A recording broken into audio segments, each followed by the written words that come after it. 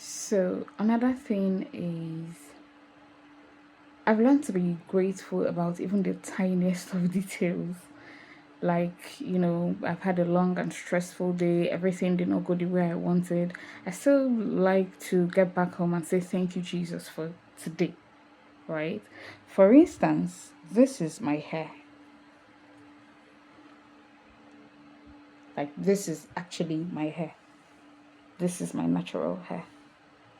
And many times when I go to make it, in fact, as a matter of fact, oftentimes my hair used to be way longer than this. I don't know if I can still find, I don't know if I still have a picture of when it used to be longer than this.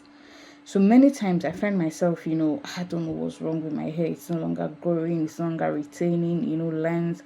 It cuts very easily, even if it grows, when I try to put it in protective styles. And by the time I take them down and I have to detangle and comb out, it's looking like I'm losing all of the length I gained, right? But many times when I go to make my hair at my hairdressers, people are like, wow, oh, I wish I had this kind of hair. I wish I had this length. I wish this. I wish that. In fact, before I relocated to the current state I reside in, the person who used to make my hair would always say, I don't know, it's like God just sat down and settled down to create you, because talk about beauty. You are beautiful. You have long hair, you have a fine physique, you have a great shape. You have a nice voice. You have like, and there are times I'm always like, the person we're talking about, is she in the room? Who we talk about? But over time now, I have learned that even that little thing you commonize, you think it's nothing, it's not so much of a big deal. There are people who don't even have it.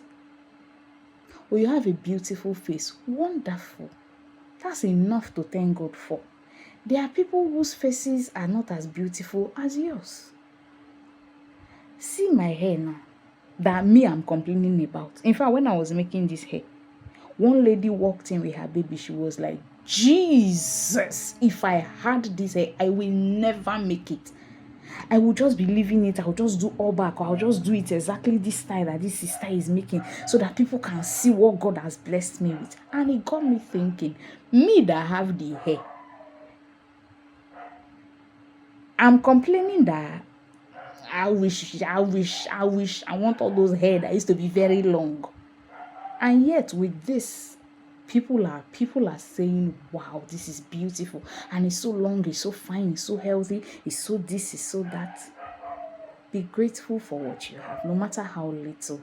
When you thank God for the little, little becomes more. In my language, they always say, where pami onyon mpama tonko.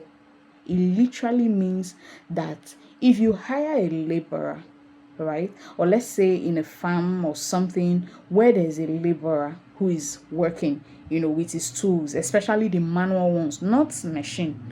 When you have a laborer under the sun who is, sweating out and cutting grass, the more you are greeting him, well done, guy, you don't try, see this side where you don't clear, remember only this small, no, guy, they work well.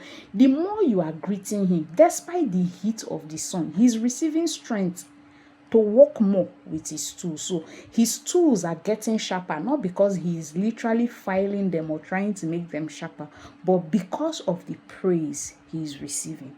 It's the same thing I'm saying. Be grateful for the one you have, so that those ones you don't have, you may not even realize when God does them, because you are no longer focused on what you don't have. Instead, you are thanking God for what you have. Oh, your family is complete. You have mother, you have father, you have all your siblings complete. Some people, they are alone in this world. They don't have father, they don't have mother. You have 5K in your account. Some people don't have 2K. Right?